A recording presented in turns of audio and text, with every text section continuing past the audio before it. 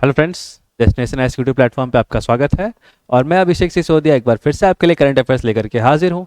देखते हैं आज हम लोग 13 अगस्त ऐसे कौन से करंट अफेयर्स है जो आपके 17th बीपीएससी के लिए काफ़ी ज़्यादा इंपॉर्टेंट रहेंगे। आई होप कि आप लोग अपना 17th बीपीएससी का तैयारी अच्छे से कर रहे होंगे।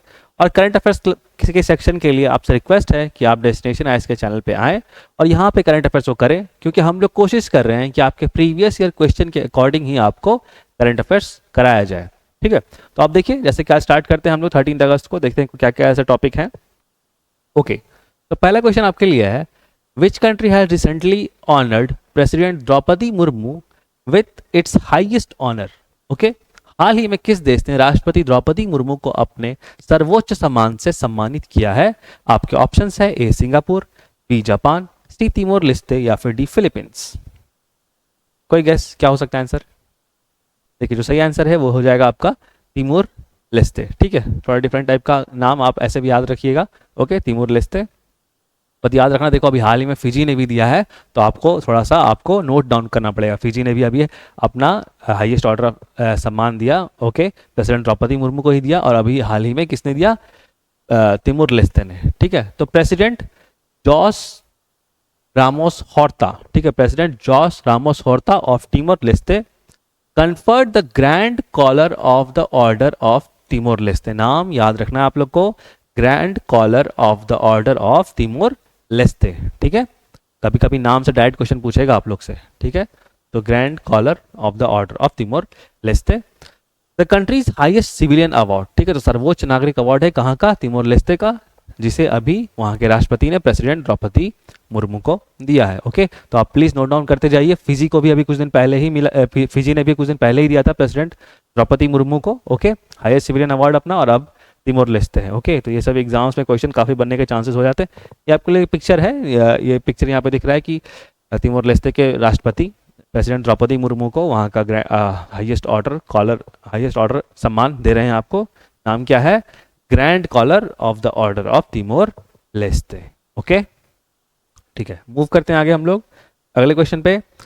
इन which of the following states India's first rice ATM has been launched. निम्नलिखित में से किस राज्य में भारत का पहला चावल एटीएम लॉन्च किया गया है।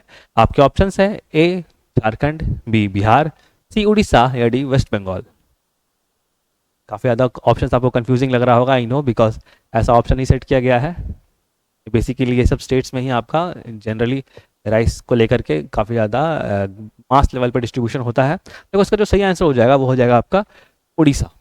ठीक है, तो उड़ीसा गवर्नमेंट ने अभी राइस एटीएम नामक एक इनिशिएटिव लॉन्च किया है। ठीक है, देखते हैं हम लोग इसको। Orissa has launch India first 24x7 grain ATM. Very important, 24x7। अगर एग्जाम में क्वेश्चन आया कि क्या ये 24x7 चालू रहेगा? जी हाँ, जो राइस एटीएम उड़ीसा का है वो 24x7 चालू रहेगा। Okay, the Annapurti grain ATM भी बोला जा रहा है इसको, to modernise public distribution system. तो कहीं ना कहीं एक ये पीडीएस जो पब्लिक डिस्ट्रीब्यूशन सिस्टम का है नया इनिशिएटिव आपको देखने को इसके थ्रू मिल सकता है। ठीक है, it dispenses up to 50 kg of rice efficiently reducing queues and fraud. अब देखो क्या होता है ना कि कभी कभी क्या होता है ना, बहुत लंबी लाइन लगती है कभी कभी। ठीक है, पब्लिक डिस्ट्रीब्यूशन सिस्टम में भाई लंबी लाइन लगी हुई है, गरीब लोग एकदम लाइन में लगे हुए हैं, तो ये सब क्या होगा, उन सब परेशानी से इस सब चीज़ को दूर करेगा। दूसरी बात, बहुत करप्शन भी होता था उसके थ्रू, है ना। अब जैसे कि डिस्ट्रीब्यूशन करने के लिए आया और डिस्ट्रीब्यूशन कंप्लीटली होता नहीं है, और क्या होता है कि फिर आपस में ही वो लोग डिवाइड कर लेते हैं भाई, जो भी अधिकारी लोग हैं, तो इससे वो भी कम होगा। ठीक है, तो कहीं ना कहीं करप्शन कम होगा, बहुत परेशानी जो होती है लंबी लंबी लाइनों में गरीब लोगों को, वो भी कम हो जाएगी। तो बहुत बढ़िया इनिशिएटिव आप एक तरह से बोल सकते हैं इसको। ठीक है, अब इनिशियली कहाँ लॉन्च हो रहा है? इनिशियली कैपिटल भुवनेश्वर में लॉन्च होगा। Okay, it will expand statewide and potentially to other states also. अब क्या होगा कि बाद में कुछ दिन बाद स्टेट वाइज ये अलग अलग, मतलब अलग अलग डिस्ट्रिक्ट में धीरे धीरे लॉन्च होगा। उसके बाद और भी स्टेट्स में ये चीज़ देखा जा सकता है। ठीक है, क्योंकि ये कहीं ना कहीं एक बढ़िया इनिशिएटिव दिख रहा है, ग्रेन एटीएम या फिर आप राइस एटीएम बोल लो। ठीक है, कहाँ लॉन्च हुआ है? अभी उड़ीसा में। ठीक है, ध्यान रखना इस चीज़ का, नया इनिशिएटिव है, क्वेश्चन बना सकते हैं। ये आपके लिए पिक्चरल रिप्रेजेंटेशन, पिक्चर से थोड़ा क्या होता है कि हम लोग थोड़ा उसको चीज़ को याद रख पाते हैं। ओके, तो बेसिकली इस टाइप का है। ओके, ठीक है, हम लोग मूव करते हैं अगले क्वेश्चन पे। What is the cheque transaction system recently seen in news. तो चेक ट्रंकेशन सिस्टम क्या चीज़ है जो अभी हाल ही में न्यूज़ में देखा गया? चेक ट्रंकेशन सिस्टम क्या है जिसे हाल ही में समाचारों में देखा गया है? ओके, आपके ऑप्शंस हैं ये। पहला, the process of transferring a physical cheque from the drawer to the paying bank. B, the process of stopping the physical movement of cheque and using its electronic image instead. C, the process of clearing a cheque without any security measures. D, the process of verifying a cheque manually at the paying bank branch. क्या लग रहा है आपको? देखो, ये जो initiative है ना कहीं आप थोड़ा सोचो कि फिजिकल मूवमेंट ऑफ चेक को बंद करने के लिए है, ठीक है? तो इसका जो सही आंसर हो जाएगा ना, that is B, the process of stopping the physical movement of cheque and using its electronic image instead. ठीक है, हिंदी में रिपीट करते हैं ऑप्शन को। किसी चेक के भौतिकी संचाल को रोकने की प्रक्रिया तथा उसके स्थान पर उसके इलेक्ट्रॉनिक प्रतिबिंब का प्रयोग करने की प्रक्रिया। बेसिकली क्या होता है ना, देखो जब जो चेक होता है फिजिकल मूवमेंट में, जो अगर उसको यूज़ करेंगे ना तो बहुत बार टैंपरिंग का इशू आ जाता है। जैसे चेक हो सकता है फट भी सकता है ना? तुम तो चेक ऑब्वियसली देखे ही होगे, तो कभी फट भी सकता है या फिर उसमें कुछ टैंपरिंग हो सकता है, जिस कारण से क्या होता है कि उसको यूज़ करने के लायक ना हो, ठीक है ना? तो इस सब प्रॉब्लम को हटाने के लिए अब क्या आ गया है? Cheque truncation system. ठीक है, इसके थ्रू क्या होगा, जो भी फिजिकल मूवमेंट ऑफ चेक है उसको नहीं करेंगे, बल्कि उस चेक का एक इमेज फॉर्म हम लोग कन्वर्ट कर लेंगे और उसको हम एज ए इमेज यूज़ करेंगे। ठीक है, और इमेज एज अ मूव करेंगे एक जगह से दूसरे जगह। ठीक है, तो I think I hope easy था, आप इस चीज़ को ध्यान रखें। तो अब ये किसने इंट्रोड्यूस किया है, जान लेते हैं इस चीज़ को। तो RBI recently introduced continuous clearing of cheques under the cheque truncation system. तो अब इससे क्या होगा, लगातार जो होगा मल्टीपल लगातार काफ़ी स्पीडली बहुत सारे चेक्स को ये डील कर सकता है, कहीं ना कहीं प्रोसेस और फास्ट होगा। ठीक है, तो ये समझ लो कि कहीं ना कहीं एक फाइनेंशियल इनिशिएटिव है, नया इनोवेशन है ना, जिसके थ्रू क्या होगा कि चेक्स को क्लियरेंस जल्दी दिया जा सकता है। ठीक है, और कहीं ना कहीं चेक्स थोड़े सेफ भी रहेंगे। ठीक, आगे बात करें तो cheque truncation system is an online system that captures and transmits cheques images. तो ये चीज़ बता दिया, चेक्स का क्या होगा, फोटो खींच लिया जाएगा और फिर फोटो ट्रांसफर किया जाएगा, ना कि चेक। ठीक है, and magnetic ink character recognition. ठीक है, तो दो डाटा, एक तो चेक का फोटो सिंपल वो तो खींच ही ले रहे हैं, उसके साथ क्या होगा, magnetic ink character recognition, MICR। देखो कभी कभी ना फुल फॉर्म भी पूछ लेते हैं आप लोग से। ठीक है, तो आप कम से कम यहाँ पे MICR तो फुल फॉर्म जान लो, मैग्नेटिक इंक कैरेक्टर रिकॉग्निशन। ठीक है, तो चेक का इमेज, उसके साथ मैग्नेटिक इंक कैरेक्टर रिकॉग्निशन, ये सब जो डाटा इलेक्ट्रॉनिकली फीड करेंगे और इसको फिर मूव करेंगे। ठीक है, मतलब फोटो खींचेंगे और इसको फिर हम लोग पास ऑन करेंगे रादर देन ओरिजिनल चेक। ठीक है ना, अब इससे क्या होगा, फिजिकल चेक का रिक्वायरमेंट हमको नहीं पड़ेगा। ठीक है, तो बेसिकली यही था आपका, क्या नाम है इस चीज़ का, चेक ट्रांसकेशन सिस्टम। ठीक है, किसका इनिशिएटिव है, आरबीआई का। ठीक है, अब चेक ट्रांसकेशन सिस्टम किस चीज़ पे काम करता है, पब्लिक की इंटरफेस। याद रखना इसको, पब्लिक की इंटरफेस क्या चीज़ है, एक्चुअली बेसिकली ना डिजिटल सिग्नेचर में भी ये चीज़ यूज़ होता है आपका, पब्लिक की इंटरफेस। ओके, तो पब्लिक की इंटरफेस पे बेस्ड है ये सिक्योरिटी जो इसका है, किसी से बेस्ड है, पब्लिक की इंटरफेस, जिसमें क्या होगा, विथ डुअल एक्सेस, इसमें डुअल एक्सेस और डुअल कंट्रोल होगा। ठीक है, जैसे कि ID, password, crypto box and smart card interface. तो ये सब चीज़ को यूज़ करते हुए आपका चेक ट्रांसकेशन सिस्टम को लाया जा रहा है, ताकि थोड़ा सेफ भी रहे, है ना, उसका कुछ गलत उपयोग ना हो जाए। ठीक है, तो उसमें बहुत सारा डुअल एक्सेस कंट्रोल होगा, इसी तरह को यूज़ नहीं कर सकता, उसमें ID होगा, पासवर्ड होगा, ठीक है, crypto box and smart card interface होगा, तभी आप उस चीज़ को यूज़ कर पाएंगे। तो कहीं ना कहीं सेफ्टी भी है और प्रोसेस को भी स्ट्रीमलाइन फास्ट बनाया जा रहा है। ठीक है, ओके, मूव करते आगे हम लोग नेक्स्ट क्वेश्चन पे। Mpox, also known as monkeypox, recently seen in the news, is caused by which pathogen? Mpox, जिसे monkeypox के नाम से भी जाना जाता है, हाल ही में समाचारों में देखा गया किस रोगजनक के कारण होता है? आपके ऑप्शंस हैं, A virus, B bacteria, C fungus या फिर डी प्रोटोजोआ। क्या लग रहा है आपको? आई थिंक आप गेस कर सकते हो, कोई पॉक्स ज़्यादा जनरली जो चीज़ होता है ना, स्मॉल पॉक्स हो गया, मीजल्स हो गया, या पॉक्स रिलेटेड कोई चीज़ होगा ना, तो वह वायरस का असर है। ठीक है, ये चीज़ आप लोग ऐसे जनरलाइज्ड फॉर्म में याद रखो। ठीक है, तो ये वायरस का इफेक्ट है। देखते हैं हम लोग इसको। तो World Health Organization WHO World Health Organization WHO recently held an emergency meeting. अभी हाल ही में WHO ने क्या ना एकदम आपातकालीन मीटिंग बुलाया है। आपातकालीन मतलब इमरजेंसी मीटिंग बुलाया है। क्यों? क्योंकि मंकी पॉक्स का ना कहर बहुत ज़्यादा बढ़ चुका है। मंकी पॉक्स का केसेस बहुत ज़्यादा बढ़ चुका है। कहाँ पे? बेसिकली इन कॉन्गो, अफ्रीकन कंट्री है, ऐसे भी अफ्रीकन कंट्री आप जान रहे हो, वहाँ पे बहुत तरह की स्किन डिजीज और बहुत बीमारियाँ फैलती हैं। ठीक है। Mpox is a viral zoonotic disease. अब जूनोटिक डिजीज क्या होता है? देखो, ऐसे डिजीज जो जानवरों से इंसान में ट्रांसफर हो जाए उसको हम लोग क्या बोलते हैं? जूनोटिक डिजीज बोलते हैं। ठीक है ना, ध्यान रखना, कोई भी डिजीज डिजीज जो कि पहले जानवरों में था वो इंसानों में अगर ट्रांसफर हो सकता है तो उसको हम लोग जूनोटिक बोलते हैं। ठीक है, तो उसको तो ये एमपॉक्स क्या है? एक तरह का जूनोटिक डिजीज है। ठीक है। Related to smallpox was first identified in 1970। पहली बार आपका मंकी पॉक्स को कब आइडेंटिफाई किया गया था? 1970 में, in the democratic Republic of Congo. तो पहली बार DRC, that is democratic Republic of Congo में इसको आइडेंटिफाई किया गया था। अभी कॉन्गो में केसेस बहुत ज़्यादा बढ़ गया है मंकी पॉक्स का, इसलिए काफ़ी ज़्यादा न्यूज़ में आ गया है, जिसके कारण वर्ल्ड हेल्थ ऑर्गेनाइजेशन ने अभी आपातकालीन इमरजेंसी मीटिंग बैठाई है। ओके, ठीक है, मूव करते आगे हम लोग नेक्स्ट क्वेश्चन पे। It's pets through out direct contact with infected animals और पीपल। अब यह कैसे फैलता है? फैलने का सिंपल रीजन है, अगर आप डायरेक्ट कॉन्टैक्ट में अगर कोई भी अफेक्टेड एनिमल्स है जिसको ऑलरेडी ये आपकी वायरस अफेक्ट किया हुआ है मंकी पॉक्स का, या फिर कोई अफेक्टेड पीपल हैं, आप अगर उनके कांटेक्ट में आते हैं, ठीक है, तो आपको ये चीज़ हो सकता है। सिम्टम्स क्या होता है इसमें? जैसे कि आपको स्किन में रैशेज आएंगे, आपको तेज बुखार हो जाएगा, फीवर आएगा, मसल्स एक होगा, आपको शरीर में दर्द होगी। ठीक है, और there is no specific treatment. ऐसा कुछ एकदम स्पेसिफिक कोई ट्रीटमेंट नहीं है। ठीक है ना, ऐसा कोई स्पेसिफिक ट्रीटमेंट नहीं है। आप बेसिकली क्या होगा कि बेसिकली आप इसमें ना कुछ सपोर्टिव केयर ले सकते हो, जो कि ज़रूरी है इस पर्टिकुलर बीमारी में, मंकी पॉक्स में। लेकिन ध्यान रखना, ऐसा कोई आपको ट्रीटमेंट नहीं है।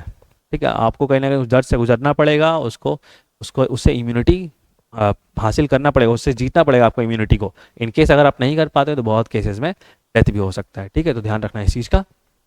ओके, मूव करते हैं नेक्स्ट क्वेश्चन पे हम लोग।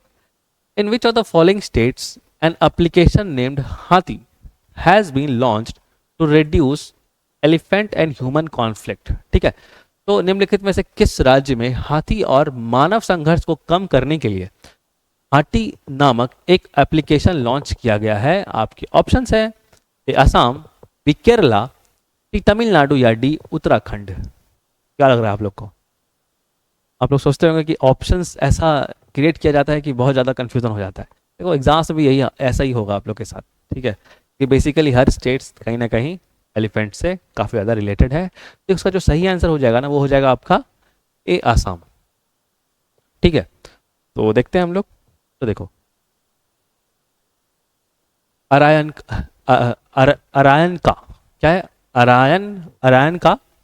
अरायन अब बायोडाइवर्सिटी कंजर्वेशन ग्रुप। तो क्या है? अरायन एक बायोडाइवर्सिटी कंजर्वेशन ग्रुप है। कहाँ पे? असम में। Launch a mobile application named हाथी ऐप। तो अरायंक ने क्या लॉन्च किया है? अरायंक ने एक हाथी ऐप एप्लीकेशन लॉन्च किया है। कहाँ का है? अरायंक बायोडाइवर्सिटी कंजर्वेशन ग्रुप आसाम का है। ठीक है, वहीं पे हाथी ऐप लॉन्च किया है। इसके थ्रू क्या किया जाएगा? It seeks to help volunteers engaged in district to share real time information to villagers. अब इसमें क्या होगा ना कि रियल टाइम इन्फॉर्मेशन, कभी कभी क्या होता है ना, हाथी ऐसे मूव करता है, झुंड में बेसिकली बहुत बार मूव करता है। तो उसमें क्या होता है कि आपको एप्लीकेशंस के थ्रू आपको इन्फॉर्मेशन दे दिया जाएगा कि अच्छा, इस पर्टिकुलर डिस्ट्रिक्ट से या इस पर्टिकुलर जगह से इतने बजे हाथियों का झुंड निकला है, या फिर एक पर्टिकुलर हाथी निकला है। तो कहीं ना कहीं आप अवेयर हो जाइएगा कि अगर आप उस वे के थ्रू आप क्रॉस करने वाले हैं तो कहीं ना कहीं आप पहले से सजग, पहले से आप सावधान हो जाइएगा। ठीक है ना। ओके, अब इससे बेसिकली क्या होगा कि जो एनिमल्स और ह्यूमन कॉन्फ्लिक्ट है और एलिफेंट्स या फिर ह्यूमन कॉन्फ्लिक्ट है वो सब कम होगा। ठीक है, तो कहीं ना कहीं वो कहीं ना एलिफेंट्स को सेव करने का बढ़िया तरीका है। आप लोग को ध्यान क्या रखना है, हाथी ऐप कौन से स्टेट में लॉन्च हुआ है? असम में। ओके, अगर ऑर्गेनाइजेशन पूछ दे, काफ़ी चांस कम है, तो आप याद रखिएगा अरायंक। ओके, मूव करते हैं अगले क्वेश्चन पे हम लोग। देखो, नेक्स्ट क्वेश्चन है, विच of the following countries has become India's second largest liquefied natural gas supplier. ठीक है, निम्नलिखित में से कौन सा देश भारत का दूसरा सबसे बड़ा लिक्विफाइड नेचुरल गैस आपूर्तिकर्ता बन गया है? आपके ऑप्शन है यहाँ पे, A Qatar, B USA, C Saudi Arabia या फिर डी रशिया। और देखो आपको ये क्वेश्चन ऑलरेडी कराया गया पहले क्लास में, मतलब इससे पहले जो करंट अफेयर्स की क्लास हुई। अगर आपको आंसर पता है तो कमेंट बॉक्स में कमेंट करें। इन केस अगर आपको नहीं पता है तो पहले वाली वीडियो देख लें। आपको देखो इसके साथ क्या होगा, और भी कुछ कुछ क्वेश्चन देख लोगे, आपका ही फायदा है उस चीज़ में, है ना। इतना हमको तो व्यूज़ मिल नहीं जाएगा आपको कि एकदम आप हम उससे बहुत रिच हो जाएंगे या कुछ भी। तो आपके लिए एक्चुअली ये सब चीज़ें हैं, ठीक है। तो आप प्रीवियस वीडियो देखो, और इनकेस अगर आपको अच्छा लगे तो उसको लाइक भी करो, ठीक है, और इसका आंसर कमेंट करो। बाकी नेक्स्ट क्वेश्चन मूव करते हैं हम लोग। देखो, recently which state government has approved logistic policy 2024 to create 5 lakh job opportunities. ठीक है, क्वेश्चन क्या है, हाल ही में किस राज्य सरकार ने 5 लाख रोजगार के अवसर पैदा करने के लिए लॉजिस्टिक पॉलिसी 2024 की मंजूरी दी है? ओके, आपके ऑप्शन है, ए कर्नाटका, बी असम, सी महाराष्ट्र या फिर डी उत्तर प्रदेश। देखो इनकेस अगर आपको हल्का फुल्का भी कंफ्यूजन हो रहा है कि लॉजिस्टिक्स का मतलब क्या होता है, देखो लॉजिस्टिक्स का मतलब हर वो चीज़ जो कोई आपका इंडस्ट्रीज या फिर कोई भी ऑर्गेनाइजेशन कोई चीज़ प्रोडक्शन में यूज़ करता हो। देखो वो मशीनरी हो सकती है, अब बड़े मशीनरीज भी हो सकती हैं, छोटी मशीनरीज भी हो सकती हैं, ठीक है ना। मूवमेंट के लिए हो सकता है कि कुछ ट्रांसपोर्टेशन के लिए व्हीकल्स हो गए, या फिर ह्यूमंस भी एक तरह के लॉजिस्टिक्स की तरह काम करते हैं, ठीक है। तो लॉजिस्टिक मतलब हर वो चीज़ जो भी एक प्रोडक्शन कंपनी, एक उत्पादक करने वाली कंपनी या फैक्ट्री यूज़ करती हो। ओके, तो आपको आंसर बताना है इसमें कौन से स्टेट ने अभी हाल ही में logistic policy 2024 job opportunities create करने के लिए लाया है। तो सही आंसर हो जाएगा आपका सी, महाराष्ट्र ने यह काम किया है। ओके, देखते हैं हम लोग। The Maharashtra government has approved logistic policy 2024। It aims to establish more than 200 logistic parks. तो 200 लॉजिस्टिक पार्क्स बनाए जाएंगे, कॉम्प्लेक्स एंड टर्मिनल्स, ठीक है, which is expected to generate 5 lakh new job opportunities. तो इससे क्या होगा कि ये लॉजिस्टिक्स पार्क्स अगर जो बनाए जा रहे हैं, यहाँ बेसिकली कोई भी मशीनरीज या कुछ भी ऐसे स्मॉल इक्विपमेंट्स जिसको यूज़ करके प्रोडक्शन प्रोसेस को कंप्लीट किया जाता है, तो वहाँ पे देखो अब इस तरह के फैक्ट्रीज या इस तरह के पार्क्स बनेंगे तो जनरली क्या होगा, ह्यूमन लेबर तो चाहिए होगा ना उस चीज़ को संभालने के लिए। तो कहीं ना कहीं जॉब एम्प्लॉयमेंट बढ़ेगा, जॉब अपॉर्चुनिटीज़ बढ़ेगा। ओके, तो बढ़िया है, आज के डेट में ऐसे भी बहुत जॉब अपॉर्चुनिटीज़ की ज़रूरत है लोगों को। ओके, तो महाराष्ट्र गवर्नमेंट का ये बहुत बढ़िया इनिशिएटिव है लॉजिस्टिक पॉलिसी 2024 में। भी हो सकता है कि आने वाले दिनों में कोई और स्टेट्स भी इसको लॉन्च करें। ओके, नेक्स्ट क्वेश्चन आप लोग के लिए। Recently the Indian army has conducted a strategic military exercise पर्वत प्रहार। क्या नाम है मिलिट्री एक्सरसाइज का जो इंडियन आर्मी ने भी कंडक्ट किया है? पर्वत प्रहार। ठीक है, तो आपको बताना ये पर्वत प्रहार एक्सरसाइज इंडियन आर्मी ने कहाँ कंडक्ट किया है? आपके ऑप्शन है, ए चेन्नई, बी विशाखापट्टनम, सी लद्दाख या फिर डी जैसलमेर। देखो अगर आपको इनकेस आंसर नहीं पता है ना, आप गेस करो, ठीक है। अभी मैं आंसर बताऊंगा, देखो सही होता है कि नहीं, आप जस्ट गेस करने की कोशिश करो। बस नाम ध्यान रखो, पर्वत प्रहार, ठीक है, नाम याद रखो पर्वत प्रहार, और गेस करो आंसर को। जिन लोगों ने भी लद्दाख आंसर किया है उनका गैस एकदम सही है। और मैं बार बार क्यों आपको इनिशिएट कर रहा हूँ गैस करने के लिए, देखो पर्वत प्रहार कोई ऑप्शन ऐसे ज़्यादा आपको दिख रहा है जहाँ पे बहुत ज़्यादा पर्वत की एरियाज हो, जैसलमेर रेगिस्तान जैसा एरिया ज़्यादातर हो गया, विशाखापट्टनम, चेन्नई, तो इसमें बहुत ज़्यादा पर्वत नहीं। हालांकि चेन्नई से थोड़ा कन्फ्यूजन हो सकता है आपको, लेकिन वो सिटी वाला एरिया बहुत ऐसे कम है, ठीक है ना। तो लद्दाख बहुत चीख चीख के लद्दाख बोल रहा है कि भाई मैं पर्वत वाला एरिया हूँ, समझो मेरे को, ठीक है। तो इस तरह से आपको आंसर्स आइडेंटिफाई करना है एग्जाम में। कभी कभी आंसर्स आपके सामने होता है, बस आपको ध्यान से उसको देखना होता है। तो सही आंसर क्या हो जाएगा? सी, लद्दाख, जहाँ पे इंडियन आर्मी ने पर्वत प्रहार एक्सरसाइज कंडक्ट किया है। देख लेते हैं हम लोग। इंडियन आर्मी कंडक्टेड द पर्वत प्रहार exercise in Ladakh focusing on the high altitude warfare. Okay, तो कहीं ना कहीं जहाँ ऊंची जगहों पे जैसे लड़ाई होता है एल्टीट्यूड्स पे, तो उनको दिमाग में रखते हुए ये एक्सरसाइज किया गया है पर्वत प्रहार। और बेसिकली ये एक्सरसाइज जो है ना कहीं इंडिया चाइना बॉर्डर के आसपास, तुमको पता है कि उत्तराखंड से इंडिया चाइना का बॉर्डर लगता है, कुछ कश्मीर से भी, तो इससे क्या होगा ना कि कहीं ना कहीं इंडिया पहले से तैयार रहेगा इनकेस अगर तो कुछ अगर हाई एल्टीट्यूड में पहाड़ वाले एरिया में अगर लड़ाई स्टार्ट होता है कभी भी इनकेस, तो इंडिया पहले से उस चीज़ के लिए तैयार रहेगा। ठीक है, तो बहुत बढ़िया ये इनिशिएटिव है। और नाम आप लोग को याद रखना है, पर्वत प्रहार कहाँ? लद्दाख में। एग्जाम में हो सकता है आपको और भी कोई hilly areas they they option में, तो वहाँ पे आप कंफ्यूज हो जाइएगा, इसलिए लद्दाख याद रखना है। पर्वत प्रहार नाम है एक्सरसाइज का, वो भी याद रखना है, ठीक है। ओके, तो आज के लिए इतना ही शॉर्ट एंड क्लिप्स वीडियो। अगर आपको वीडियो अच्छा लगा तो प्लीज़ इसको लाइक करें, डेस्टिनेशन एस के चैनल को सब्सक्राइब करें और इसी तरह से जुड़े रहें हमारे करंट अफेयर्स के सेशन से, ताकि आप 70 बीपीएससी में एटलीस्ट करंट अफेयर्स वाले सेक्शन में बहुत अच्छा स्कोर करें। और हम कोशिश करते हैं कुछ स्टैटिक को भी लिंक करने का आपको, जिससे कि थोड़ा आपको स्टैटिक में भी फायदा मिले, ठीक है। मिलते हैं जल्दी हम लोग इस तरह के वीडियो में, तब तक के लिए thank you so much and please do take care of yourself.